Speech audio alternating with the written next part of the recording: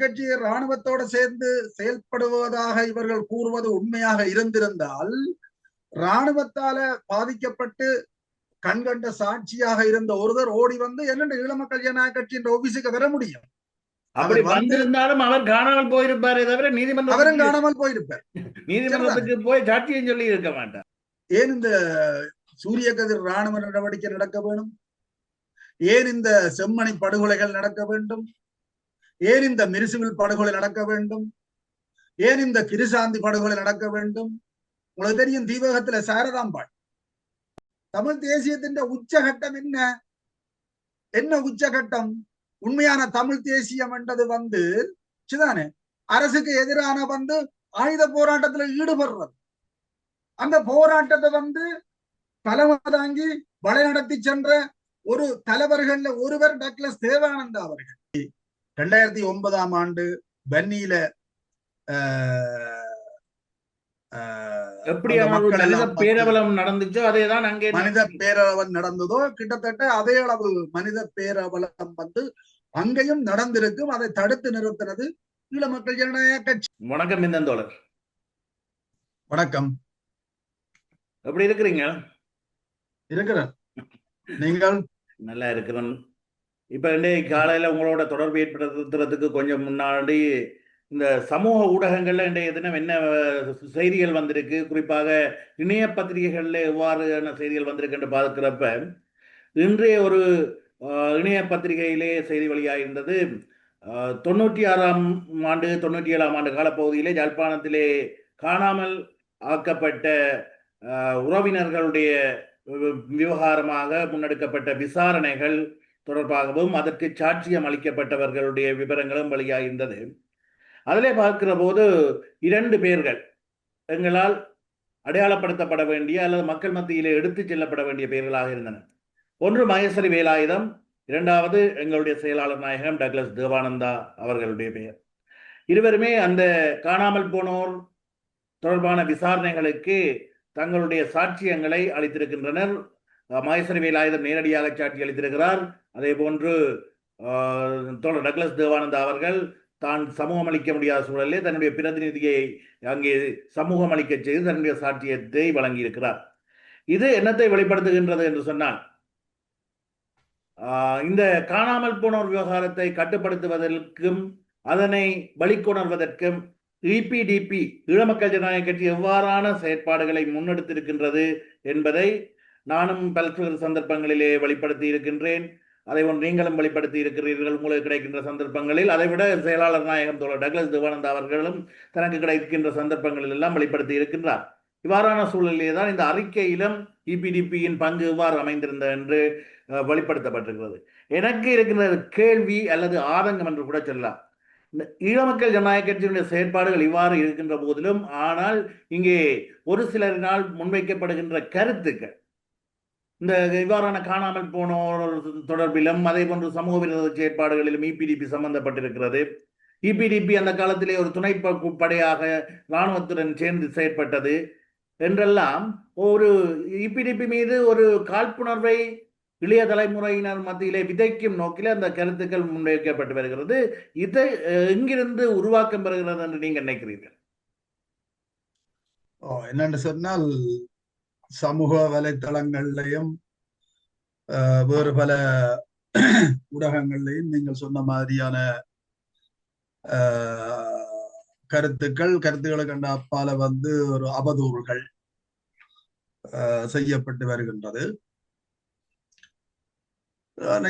தீவகம் தவிர்ந்த யாழ் குடாநாடு சந்திரிகாவினுடைய ஆட்சி காலத்தில் 95ஆம் ஆண்டு அக்டோபர் மாதம் நான் நினைக்கிறேன் அந்த சூரிய கதிர் ராணுவ நடவடிக்கை 17ஆம் தேதி ஆரம்பிக்கப்பட்டது. அது அதே ஆண்டு டிசம்பர் மாதம் முடிவுக்கு கொண்டு வரப்பட்டு படையினர் கட்டுப்பாட்டுக்கு கொண்டு வந்தது. இந்த காலப்பகுதியில தான் இந்த காணாமல் போய்தல்கள், கைதுகள். இதுல 95ஆம் ஆண்டு இறுதியில பலிகாம பகுதி இராணுவத்தின் கட்டுப்பாட்டுக்கு வருது. பிறகு 96ஆம் ஆண்டு ஏப்ரல் காலப்பகுதியில தான் தென்மாராட்சி வடமாராட்சி இராணுவத்தினரால் மீட்கப்படுகிறது. அது மீட்கப்பட்ட பிறகுதான் இராணுவ கட்டுப்பாட்டு பகுதிக்கு மக்கள் வெளியினர். யாழ்குடாநாட்டின் பெலிகாம பகுதி 95 இறுதியில இராணுவத்தின் கட்டுப்பாட்டுக்கு கொண்டு வரப்பட்டாலும் புலிகள் அங்கே இருந்த பெலிகாம பகுதியில் இருந்த மக்கள் அனைவரையும் தென்மாராட்சி வடமாராட்சிக்கும் அதை ஒன்று வன்னிக்கும் இடம்பெயர வைத்திருந்தனர். அந்த வரலாற்று முக்கியத்துவம் மிக்க இடம்பெயர்வு அக்டோபர் மாதம் 95ஆம் ஆண்டு அக்டோபர் மாதம் 30ஆம் தேதி இடம்பெற்றிருந்தது. முஸ்லிம் மக்கள் யாழ்ப்பாணத்திலிருந்து வெளியேற்றப்பட்டது 1990ஆம் ஆண்டு அக்டோபர் 30. தமிழ் மக்கள் யாழ்ப்பாணத்திலிருந்து வெளியேற்றப்பட்டது 95ஆம் ஆண்டு அக்டோபர் 30. சரியாக 5 வருடங்களின் பின்னர் யாழ்ப்பாணத்திலிருந்து மக்கள் வெளியேற்றப்பட்டனர். அவ்வாறு வெளியேறுகின்ற மக்கள் 96 ஏப்ரல் மாதம்தான் மீண்டும் வருகிறார்கள் யாழ்ப்பாணத்திற்கு. அவர்கள் மீண்டும் யாழ்ப்பாணத்துக்கு வந்த பின்னரான ஒரு காலச்சூழலிலே தான் இந்த காணாமல் போதவர்கள் அதிகமாக வெளிப்படுகிறது. அந்த காணாமல் போன செய்திகள் அதிகமாக வெளிவர ஆரம்பிக்கின்றன. இவ்வாறான காலப்பகுதியிலே 96ஆம் ஆண்டு ஏப்ரல் மாதம் இவ்வாறான மக்கள் குடாநாட்டுக்குள் திரும்பி வந்து காணாமல் போதல்கள் கைதுகள் இடம்பெறுகின்ற காலப்பகுதியில இபிடிபி யாழ்ப்பாணத்துக்குள் வரவில்லை, நகரப்பகுதிக்குள் வரவில்லை. தீவகத்திலே தான் அவர்களுடைய செயற்பாடுகள் இருந்த நினைக்கின்றேன். அதைத்தான் நான் குறிப்பிட வழிகிட்டுதான் நீங்கள் அந்த மேலதிகமான தகவல்களை சொன்னதுக்கு நன்றி. 96ஆம் ஆண்டு, அதாவது இந்த யாழ்ப்பாண குடாநாட்டை தீபகம் தவிர்ந்த இனிய யாழ்ப்பாண குடாநாட்டு பிரதேசத்தை வந்து இராணுவம் கைப்பற்றும் பொழுது இபிடிபி எந்த ஒரு உறுப்பினர்களும் சரி அந்த இராணுவ நடவடிக்கை நடந்த பொழுது அங்கு இருக்கவில்லை என்று சொல்லி மக்களுக்கு தெரியும். அன்றைக்கு இருந்த அரசு அதிகாரிகளோ அல்லது அன்றைக்கு இருந்த பிரமுகர்கள் மக்களுக்கு எல்லாம் தெரியும், ஊடகவியலாளர்களுக்கு தெரியும், ஊடகவியலாளர்களுக்கு தெரியும். குறிப்பாக அந்த உதயன் பத்திரிகை, அந்த பத்திரிகைக்கு கூட தெரியும், உதயன் பத்திரிகைக்கு. அதுக்கு பிறகு இந்த இராணுவ நடவடிக்கை முடிந்ததற்கு பிறகுதான் எங்களுடைய செயலாளர் நாயகம் தோழர் டக்ளஸ் தேவானந்தா அவர்கள் நான் யாழ் குடாநாட்டுக்கு போக வேணும், அங்கிருந்து அழைப்புகள் விடுக்கப்பட்டது ஏதோ ஒரு வகையில பொதுமக்களால போக வேணும் என்று சொல்லி அவர் முயற்சி எடுத்த பொழுது சில காரணங்களை வைத்து அப்போது சந்திரிகா அரசு வந்து அதை தடுத்தது. அப்ப அவர் உண்மையில வந்து தோழருக்கு அது பிடிக்க இல்லை, நான் போக வேணும், மக்கள் எல்லாம் அங்க கஷ்டப்படுகிறார்கள், அவலப்படுகிறார்கள், துன்பப்படுகிறார்கள், நான் போக வேணும் என்று சொல்லி சொன்ன இடத்துல வந்து அவர் அதுக்கு பிறகு நான் நினைக்கிறேன் ஒரு உங்களுக்கு ஞாபகம் இருக்கும்னு நினைக்கிறேன், அமைச்சர் அவருக்கு என்ன பேர் வந்து அமைச்சர் நிமல் ஸ்ரீபாடலி சில்வா வந்து அங்க வாரார், அவர் முன்னுக்கு அங்க வாரார்.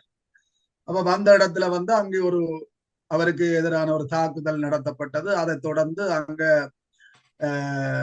இராணுவத்தினர் சுட்டு பொதுமக்கள் பாதிக்கப்பட்ட நிலையில அதுக்கு பிறகுதான் எந்த ஒரு அரசாங்கமும் தங்களுடைய நலன்கள்ல இருந்து அதை பார்க்கும். அதுக்கு பிறகுதான் நீங்கள் போகலாம் என்று சொல்ல தோழர் சொல்லி போட்டார், இல்ல நான் போக இல்லாதுன்னு சொல்லி.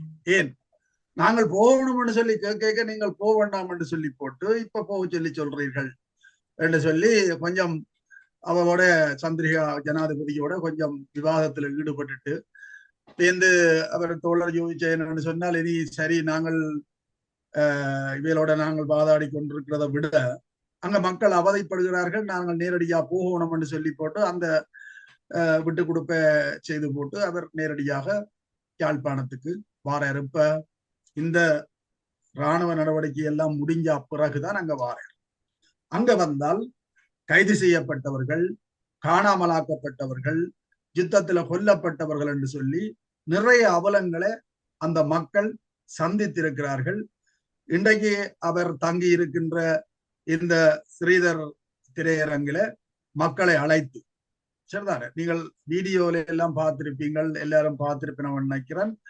அந்த மண்டபம் நிரம்பி வழிய, குறிப்பாக நான் நினைக்கிறேன் புலிகளுடைய ஆதரவாளர்கள், புலிகளுடைய உறுப்பினர்கள் கூட அதுல இருந்து விலகி நேரடியாக வந்து அதுல ஒருத்தர் சொல்றார் அந்த கூட்டத்துல, தோழர் டக்ளஸ் தேவானந்தா கூப்பிடுறார், எங்களுடைய நாடாளுமன்ற உறுப்பினர்கள் அங்க இருக்கணும், கட்சி உறுப்பினர்கள் இருக்கணும், கூப்பிட்டு கதை கேட்கல எழும்பி சொல்றாரு என்று சொல்லி சொன்னால், ஒரு புலி உறுப்பினர் சொல்றாரு என்று சொன்னால், நாங்கள் எல்லாம் மாவீரர்களுக்கு விளக்கேற்றி கொண்டிருந்த நாங்கள் இன்றைக்கு நாங்கள் அதையெல்லாம் விட்டுட்டு உங்கள்கிட்ட வந்திருக்கிறோம் என்று சொல்லி சொன்னால் அதற்கு காரணம் உங்கள் மீதான நம்பிக்கை.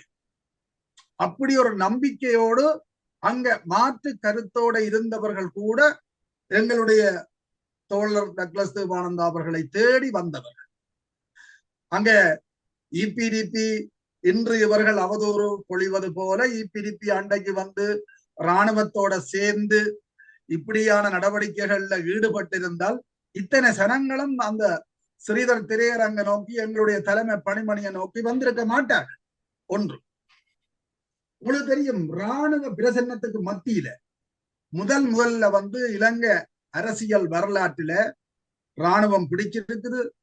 வீதி முழுக்க சோதனை சாவடிகள், எல்லா இடமும் வந்து இராணுவ முகாம்கள், இராணுவ கெடுபிடிகளும் நடந்து கொண்டிருக்கிறது. அந்த நேரத்துல இராணுவ பிரசனங்களுக்கு மத்தியில ஒரு மக்களை அணிதிரட்டி அந்த காணாமல் போனோர் என்று சொல்லி யாரெல்லாம் வந்து கண்ணீர் விட்டார்களோ அவர்களுடைய பெற்றோர்கள், பாதுகாவலர்கள் எல்லாரையும் ஒரு சங்கமாக அமைத்து இராணுவ பிரசன்னத்துக்கு மத்தியில இதே அரசுக்கு எதிராக, இதே இராணுவ நடவடிக்கைக்கு எதிராக அந்த விஷயங்களை வந்து வெளியில கொண்டு வரதுக்கான முதல் ஒரு வெகுஜன அமைப்பை கட்டி அமைப்பு திரட்டி அந்த போராட்டத்தை முன்கொண்டு நடத்தினவர் வந்து எங்களுடைய தோழர் டக்ளஸ் தேவானந்தா, எங்களுடைய தோழர்கள் ஈழமக்கள் ஜனநாயக கட்சி என்பதை யாரும் மறந்துவிடக் கூடாது. இன்றைக்கு இருக்கிற ஊடகவியலாளர்களுக்கு அது தெரியும். அன்று இருந்த ஊடகவியலாளர்களில் இன்று இருக்கின்றவர்களுக்கு தெரியும். இன்று இருக்கிறார்கள். அன்றைக்கு ஊடகவியலாளராக இருந்தவர்கள் இன்றைக்கும் இருக்கிறார்கள். அவர்கள் வாய் திறக்காமல் இருக்கிறதுக்கு காரணம் எனக்கு தெரியல. அப்படி இருந்தும் அண்மையில கூட ஒரு ஊடகவியலாளர் சொல்லி இருக்கிறார் என்னன்னு சொன்னால், அன்றைக்கு காணாமல் போதல்கள் நடந்த பொழுது ஈழமக்கள் ஜனநாயக கட்சி தான் நாடாளுமன்ற உறுப்பினர்களாக இருந்தவர்கள், 9 நாடாளுமன்ற உறுப்பினர்கள் இருந்தவர்கள். ஆகவே மக்கள் சென்று அவர்களிடம்தான் முறையிட்டார்கள். அப்ப கிட்டத்தட்ட நான் நினைக்கிறேன் 650 பேருடைய காணாமல் போனவர்களுடைய விவரங்கள் கிடைக்கப்பட்டது எங்களுக்கு. அதை எடுத்து உங்களுக்கு தெரியும், எங்களுடைய மறைந்த கொல்லப்பட்ட மகேஸ்வரி வேலாயுதம் மனித கௌரவத்துக்கான மன்றம் அமைத்து செயல்பட்டு கொண்டிருந்தவா அவ அந்த விடயத்தை வந்து மனித உரிமை அமைப்புகள் ஐநா வரையும் வந்து அந்த விடயங்களை கொண்டு போய், அதாவது வந்து எங்களுக்கு தீர்வு கிடைக்கும் என்றது 2ஆம் பட்சம், அது வேற பிரச்சனை. முதலாவது வந்து மேலதிகமாக காணாமல் போதல்கள், கைதுகள் தடுக்கப்பட வேண்டும், நிறுத்தப்பட வேண்டும் என்றதுக்காண்டி இந்த விடயங்களை வந்து அம்பலப்படும். அதை விட எங்களோட 9 நாடாளுமன்ற உறுப்பினர்களும் வந்து நாடாளுமன்றத்திலே அதோட அந்த விடயங்களை வந்து கிருசாந்தியினுடைய படுகொலை உட்பட சரிதானே இவ்வளத்தையும் வந்து நாடாளுமன்றத்துல வந்து பேசி அம்பலப்படுத்தி அன்றைக்கு அந்த காணாமல் போதல் கைதுகளை வந்து தடுத்து நிறுத்தினது ஈழமக்கள் ஜனநாயக கட்சி. அன்றைக்கு அந்த சந்தர்ப்பத்துல வந்து அந்த இராணுவ நடவடிக்கைக்கு பிறகு அந்த இடத்துக்கு போயிருக்கா விட்டால் இன்றைக்கு 2009ஆம் ஆண்டு பன்னியில மனித பேரவலம் நடந்துச்சோ அதேதான் அங்கே மனித பேரவலம் நடந்ததோ கிட்டத்தட்ட அதே அளவு மனித பேரவலம் வந்து அங்கேயும் நடந்திருக்கும். அதை தடுத்து நிறுத்தினது ஈழமக்கள் ஜனநாயக கட்சி. அதான் பின்னந்தோழர் எனக்கு இருக்கிற ஆதங்கம் என்று சொல்லலாம். இவ்வளவு செய்தும் இபிடிபி ஒரு துணை இராணுவ படையாக செயல்பட்டது, இவ்வாறான கடத்தல்கள் காணாமல் போதலுக்கு ஒத்துழைப்பு வழங்கியது என்ற குற்றச்சாட்டுகள் வருவதற்கு என்ன காரணம் என்று நீங்க நினைக்கிறீங்க? இல்ல, ஒன்று நான் ஏற்கனவே சொன்னது மாதிரி மக்கள் அணி அணியாக சாரையாக வந்து எங்களுடைய ஆபீஸுக்கு எங்களுடைய பணிமனைக்கு வந்திருக்கிறார்கள், வந்து முறையிட்டு கொண்டிருக்கிறார்கள் தங்களுக்கு நடந்த இன்னல்கள் இடுக்கண்களை வந்து. இபிடிபி இராணுவத்தோட நின்றுக்குமா இருந்தால் கடைசி வரையும் அந்த மக்கள் எங்கள்கிட்ட வந்திருக்க மாட்டார்கள். உங்களுக்கு தெரியும், மிருசுவில்ல விறகு விட்டு சென்ற 8 பொதுமக்கள் இராணுவத்தால் பிடிக்கப்பட்டு கொல்லப்பட்டு புதைக்கப்படுகிறார். அதுல இருந்து ஒருத்தர் தப்பி ஓடி வந்து எங்க வாரன்னு சொன்னால் எங்களுடைய ஆபீஸுக்கு ஈழமக்கள் ஜனநாயக கட்சியினுடைய அலுவலகத்துக்கு வந்து அங்க தஞ்சம் கேட்டு வாரேன், என்னை காப்பாற்றுங்கள், இப்படி சம்பவம் நடந்திருக்குன்னு சொல்லி. சரிதானே? அப்ப ஈழமக்கள் ஜனநாயக கட்சி இராணுவத்தோட சேர்ந்து செயல்படுவதாக இவர்கள் கூறுவது உண்மையாக இருந்திருந்தால் இராணுவத்தால பாதிக்கப்பட்டு கண்கண்ட சாட்சியாக இருந்த ஒருவர் ஓடி வந்து என்னென்ன ஈழமக்கள் ஜனநாயக கட்சியின் ஆபீஸுக்கு வர முடியும்? அப்படி அவர் வந்து வந்திருந்தாலும் அவர் காணாமல் போயிருப்பாரே தவிர அவரும் நீதிமன்றத்துக்கு காணாமல் போயிருப்பார். நீதிமன்றத்துக்கு போய் சாட்சியம் சொல்லி இருக்க மாட்டார். அதான் அப்ப பெருந்துறையில தான் இறங்கினது. அப்ப சாவச்சேரி நீதிமன்றம், அந்த நீதிமன்றத்துக்கு எங்களுடைய ரங்கந்தோழருடைய அவருடைய பொறுப்பில தான் அண்மையிலே அவர் சமூக வலைதளத்திலே அந்த போட்டோவையும் போட்டிருந்தவர். அவர்தான் நீதிமன்றத்துக்கு அழைத்து சென்று, இது ராணுவத்துக்கு விருப்பமில்லாத விஷயம், அரசாங்கத்துக்கு விருப்பமில்லாத விஷயம். அப்ப நாங்கள் எங்களுடைய 9 அதாவது அரசியல் பலம் 9 நாடாளுமன்ற உறுப்பினர்கள் இருந்தவர்கள் தேசிய நல்லிணக்கத்துக்கான கையளங்களை நீட்டி இருக்கிறோம். இந்த அரசியல் பலத்தோடையும் இந்த தேசிய நல்லிணக்கத்தோடையும் வந்து நாங்கள் அரசாங்கத்துக்கு எதிரான சரிதானே ஒரு நியாயமான ஒரு விடயத்தை வந்து நாங்கள் கையில் எடுத்து செய்திருக்கிறோம் என்று சொல்லி சொன்னால், அது உண்மையில வந்து நாங்கள் மக்கள் நலன் சார்ந்து செயல்பட்டிருக்கிறோம் என்றதுதான் அந்த உண்மை. இதுக்கு மாறாக நீங்கள் கேட்கிற மாதிரி ஏடிபிடிபிய இப்படி எல்லாம் வந்து வசப்பாடுகிறார்கள், அவதூறு பரப்புகிறார்கள், அதுக்கு நீண்ட வரலாறு. அதை பற்றி நாங்கள் கதைக்கலாம், பிரச்சனை இல்லை. ஆனா அதை கதைக்கைகளை வந்து பலர் இதுல விமர்சனத்துக்கு உட்படுத்தப்படுவார்கள் என்றது என்னுடைய தாழ்ந்த அபிப்பிராயம். இந்த சம்பவங்கள் எல்லாம் நடந்து இப்ப 25 வருஷத்துக்கு மேலே ஆச்சு. ஒரு அடுத்தடுத்த தலைமுறை வந்துட்டது. இந்த தலைமுறைகளுக்கு சிலர் சொல்லுகின்ற விஷயங்கள்லாம் தெரியுதே தவிர சிலர் கட்டப்படுகின்ற பிம்பங்கள் அல்லது போலிகள் தான் தெரியுதே தவிர உண்மையிலே ஈழ விடுதலை போராட்டம் எவ்வாறான திசை வழியே சென்றது, அதே போன்று இபிடிபியினுடைய செயற்பாடுகள் எவ்வாறு அமைந்தது என்ற பூரணமான தெளிவு இல்லாத ஒரு நிலைதான் இவ்வாறான போலியான பிரச்சாரங்கள் இன்னும் பேசுபொருளாக இருப்பதற்கும் ஒரு காரணமாக இருக்கின்றது என்ற நிலையிலே அதனை தெளிவுபடுத்த வேண்டிய கடப்பாடு இருக்குதானே. சிலர் விமர்சிக்கப்படுவார்கள் என்பதற்காக எங்களுடைய உண்மை முகத்தை இளைய தலைமுறைக்கு சொல்லாம இருக்கிறார் தோழர். உண்மையில என்னன்னு சொன்னால், இது நல்ல ஒரு விடயம். என்னென்றால் பழைய ஆரம்பத்திலிருந்து நாங்கள் சில விடயங்களை பார்க்கணும்.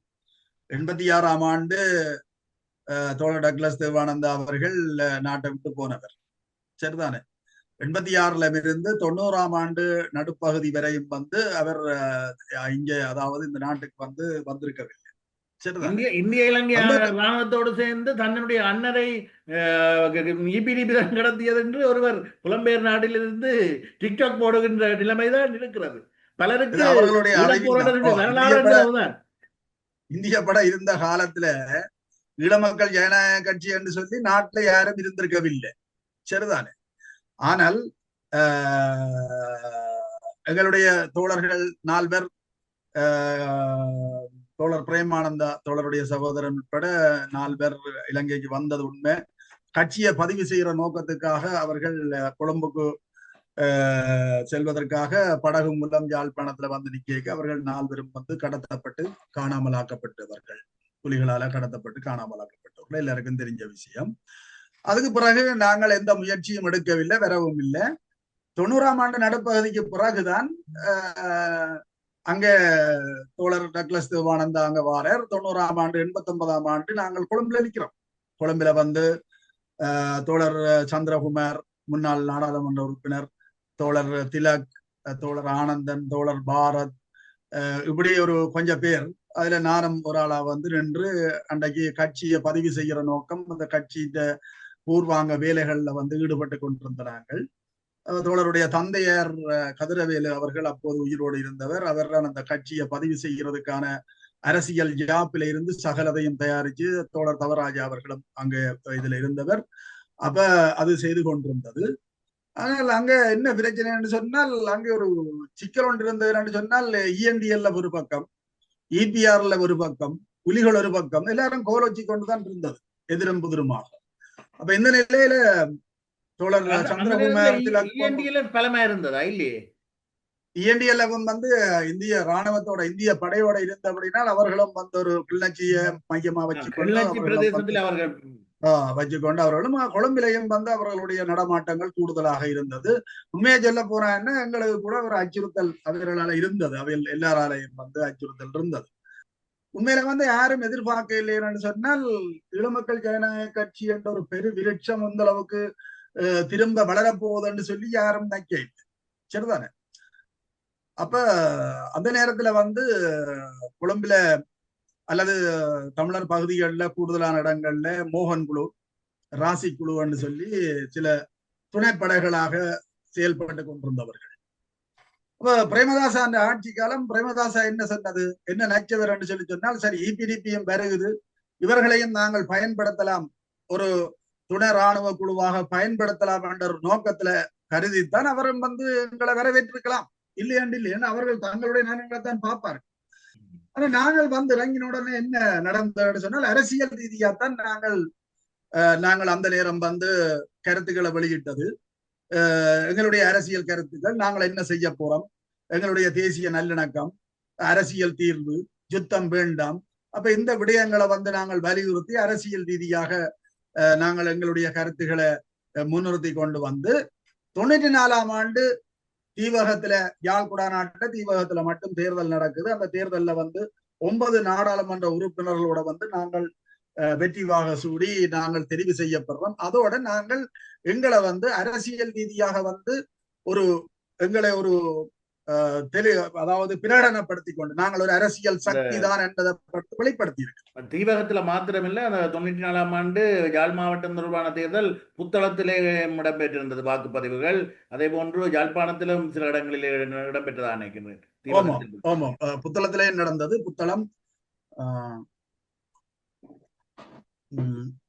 தீவகம் வீதாசார பிரதிநிதித்துவத்துல தெரிந்த இந்த தேர்தல்ல அப்படி ஒரு இது அப்ப அந்த நேரத்துல தீவகத்துல தீவகம் 90ஆம் ஆண்டு தீவகம் இராணுவத்தின் பிடிகளை வந்தா பிறகுதான், சரிதானே, அதுக்கு பிறகுதான் அங்க நாங்கள் போனது. யுத்தம் நடந்து கொண்டிருக்கிற சூழல்ல யுத்தத்தை, அதாவது இராணுவம் அந்த இடங்களை மீட்டு கொண்டிருக்க நாங்கள் போகக்கூடிய வாய்ப்பு இல்லை. போயிருந்தாலும் நாங்கள் உண்மையில அந்த மக்களை நாங்கள் எப்படி பாதுகாப்போம், அது முடியாத காரியம். யுத்தம் முடிந்த கையோட தான் உறுதியான நிலைப்பாடும் யுத்தத்துல போய் புலிக்கு எதிராக சண்டை பிடிப்புகிற இல்லத்தான், மக்களுக்கான அரசியல் பணிகளை முன்னெடுப்பதுதான் எங்களோட நோக்கமா இருந்தது. அதுல அவர் அதுல இருந்து இன்று மட்டும் உறுதியாக இருக்கிறார். நீங்கள் நாடாளுமன்றத்துல கென்சாட் அறிக்கையை யாரும் எடுத்து பார்க்கலாம். இதுவரைக்கும் நாடாளுமன்ற உறுப்பினர்கள் எல்லாரும் பேசினதெல்லாம் இருக்கு. யார் யார் யுத்தத்தை ஆதரித்து பேசினார்கள், யார் யார் யுத்தத்துக்கு எதிராக பேசினார்கள் என்ற வரலாறு எல்லாம் இருக்கு, சரிதானே. அப்ப நாங்கள் நாடாளுமன்றத்திலையும் சரி அதுக்கு வெளியிலையும் சரி யுத்தத்தை நிறுத்தணும். ஏனென்றால் காணாமல் போயுதுகள், கைதுகள், இந்த மனித உரிமை மீறல்கள் எல்லாம் என்ன, ஒரு மரத்துல இருக்கிற விருட்சம் மாதிரி, அதாவது ஒரு விருட்சத்துல இருக்கிற கிளைகள் மாதிரி தான் அதெல்லாம். யுத்தம் என்றது அதுக்குரிய வேர். அந்த கெட்ட போரிடும் உலகத்தை வேருடன் சாய்ப்போம் என்று சொல்லி சொன்னது மாதிரி, அந்த போரிடும் உலகத்தை வேரோடு சாய்க்கணும் என்றதுக்காண்டி அந்த யுத்தம் என்ற வேர்களை நறுக்கி எறிகிறதுக்காண்டித்தான் நாங்கள் கஷ்டப்பட்டது, சரிதானே.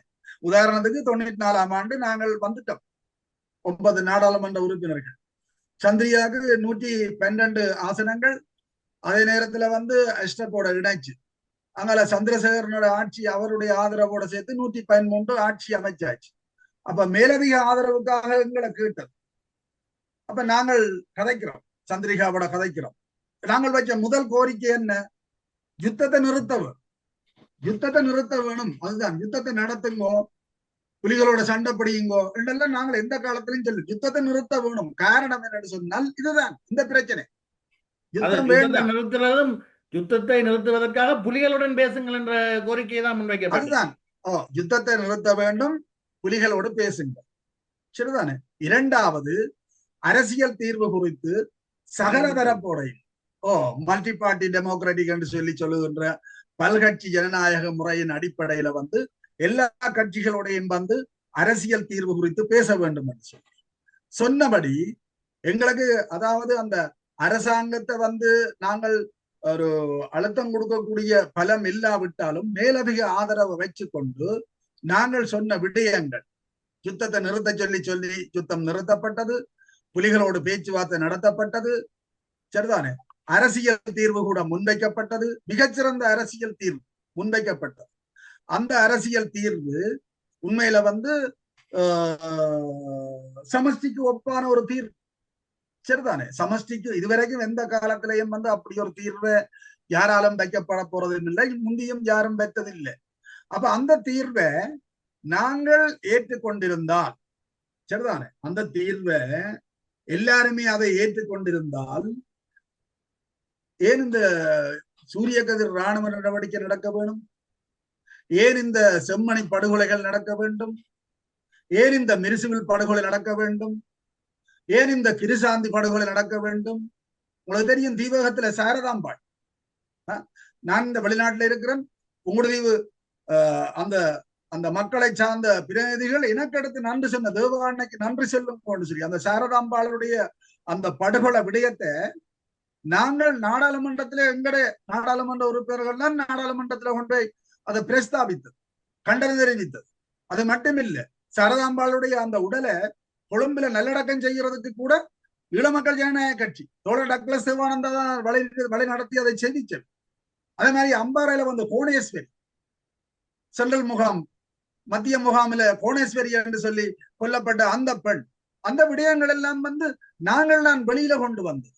இதுக்கு மாறாக சரிதானே, அந்த சம்பவங்கள் எல்லாம் நடக்கும் பொழுது நாட்டை விட்டு ஓடியவர்கள் அல்லது ஓரத்துல இருந்து ஒதுங்கி ரெண்டு வேடிக்கை பார்த்தவர்கள் அல்லது இன்றைக்கு சிவஞானம் ஸ்ரீதரன் அவர்களே சொல்லி 2009ஆம் ஆண்டுக்கு முதல் தான் அரசியல்லையே இல்லை என்று சொல்லி மக்கள் அவலப்பட்டு கொண்டிருக்கின்ற பொழுது கொழும்பிலே இருந்து பென்ஸ் கார் எத்தனை இருக்கின்றது என்றும் எவ்வளவு சொத்து இருக்கின்றது என்றும் கணக்கு பார்த்து கொண்டிருந்தவர்கள் இப்பொழுது தமிழ் தேசியத்தின் காவலர்களாக தமிழ் தேசியம் பேசிக் கொண்டிருக்கிறார்கள். இல்ல, அவர்கள் என்னன்னு சொன்னால், உண்மையில வந்து கயேந்திரகுமாரோ அல்லது அவர்களோட சம்பந்தப்பட்டவர்களுடைய வயதை ஒத்தவர்கள் சரிதானே எங்களோட இருந்து எங்களோட போராட்ட இயக்கங்களோட இருந்து ஒவ்வொரு இயக்கங்கள், அது விடுதலை புலிகளா இருந்தாலும் சரி, EPRலவா இருந்து எல்லா இயக்கங்களோட இருந்து போராடி தங்களை அர்ப்பணித்து மரணித்து புலம்பெயர் தேசங்களுக்கு ஓடிய என்னவோ இருந்தவர்கள். அதே வயதுல இருந்த இவர்கள் ஏன் ஒரு போராட்ட களம் நோக்கி வரவில்லை? அந்த நேரத்தில் இவர்கள் என்ன செய்து கொண்டிருந்தார்கள்? தமிழ் தேசியம் என்றது அதுதான். தமிழ் தேசியத்தின் உச்சகட்டம் என்ன உச்சகட்டம்? உண்மையான தமிழ் தேசியம் என்றது வந்து சரிதானே அரசுக்கு எதிரான வந்து ஆயுத போராட்டத்துல ஈடுபடுறது. அந்த போராட்டத்தை வந்து தலைமை தாங்கி வழிநடத்தி சென்ற ஒரு தலைவர்கள் ஒருவர் டக்ளஸ் தேவானந்தா அவர்கள். சரிதானே, அவரோட சம்பந்தப்பட்டவர்கள், அவரோட இருக்கின்றவர்கள். சரிதானே, அந்த நேரத்துல இந்த போராட்டத்துல வந்து சரிதானே ஓரத்துல நின்று கைதட்டி வரவேற்கிறதுக்கு கூட அவங்களுக்கு வக்கில்லை என்று சொல்லி சொன்னால், அப்படியான ஆட்கள் இப்ப வந்து தமிழ் தேசியம் என்று பேசிக் கொண்டிருக்கிறது வந்து வெறும் தேர்தல் கோஷத்துக்காண்டி. சரிதானே, அதாவது உங்களுக்கு தெரியும் நினைக்கிறேன், அந்த வட்டுக்கோட்டை தீர்மானம் எத்தனையாம் ஆண்டு வந்தது? 76ஆம் ஆண்டு. சரிதானே, தமிழீழ கோரிக்கையை முன்வச்சு. ஆனால் அதுக்கு முன்னமே 70ஆம் ஆண்டுகளுடைய ஆரம்பத்திலேயே வந்து நாங்கள் சுயநிர்ணய உரிமையின் அடிப்படையில பிரிந்து போக வேணும் என்ற எண்ண கருக்கள் இளைஞர்கள் மத்தியில் உருவாகிட்டது. அது பிரபாகரனா இருந்தா என்ன, தோழர் டக்ளஸ் தேவானந்தாவா இருந்தா என்ன, தோழர் பத்மநாபாவா இருந்தா என்ன, ஸ்ரீசபாரட்னமா எல்லாருடைய எண்ணங்களுக்கும் அன்றைக்கு உருவாகிட்டது. சரிதானே, அப்ப அந்த அந்த எண்ண கருக்கள் எல்லாம் வந்து உருவாகி இளைஞர்கள் எல்லாம் அதை நோக்கி போகின்ற கட்டத்துல சரிதானே அதை நோக்கி போகின்ற கட்டத்துல தான், அது மட்டும் இல்லை, அங்க இடதுசாரி இயக்கங்கள் இருந்தன. இடதுசாரிகளை நோக்கியும் மக்கள் எல்லாம் அணிதிரட தொடங்கின அந்த கட்டத்துல தங்களுடைய தேர்தல் தோல்வியை வந்து தாங்கள் சமாளிக்கிறதுக்காண்டித்தான் இந்த தேர்தல் கோஷமாகத்தான் இந்த வட்டுக்கோட்டை தீர்மானம் எடுக்கப்பட்டதை ஒழிய இது உண்மையில வந்து அந்த எங்களுடைய தமிழர் தேசத்தை அடைவதற்காக எடுக்கப்பட்ட தேசம் அல்ல. ஆனா அதுக்கு பிறகு அந்த வட்டுக்கோட்டை தீர்மானத்தையும் வச்சு ஒரு போராட்டம் நடந்தது, ரீதியான ஒரு அரசியல் ஒரு உரிமை போராட்டம் நடந்தது. ஆனா இன்றைக்கு மறுபடி என்ன நடக்குதுன்னு சொன்னால், இந்த தமிழ் தேசியம் என்றதை சில சக்திகள் தங்களுடைய தேர்தல் கோஷமாகத்தான் பயன்படுத்தி கொண்டிருக்கிறார்கள். இவ்வாறு தமிழ் தேசியத்தை பற்றி பேசுகின்றவர்கள் தங்களுடைய தேர்தல் கோஷத்திற்காக தமிழ் தேசியத்தை பேசுகின்றவர்களுக்கு ஈழமக்கள் ஜனநாயக கட்சியை நோக்கி அல்லது அதனுடைய செயலாளர் நாயகம் தோழர் டக்ளஸ் தேவானந்தாவை நோக்கி துணைப்படை என்றோ துரோகி என்றோ ஒட்டுக்குழு என்றோ சொல்லுவதற்கு அல்லது வசைபாடுவதற்கு ஒரு அருகதையே இல்லை என்ற வாதத்தை தான் நீங்கள் இங்கே முன்வைத்துக் கொண்டிருக்கிறீர்கள். இது தொடர்பில் நாங்கள் இன்னும் பேசலாம், நிறைய பேசலாம்.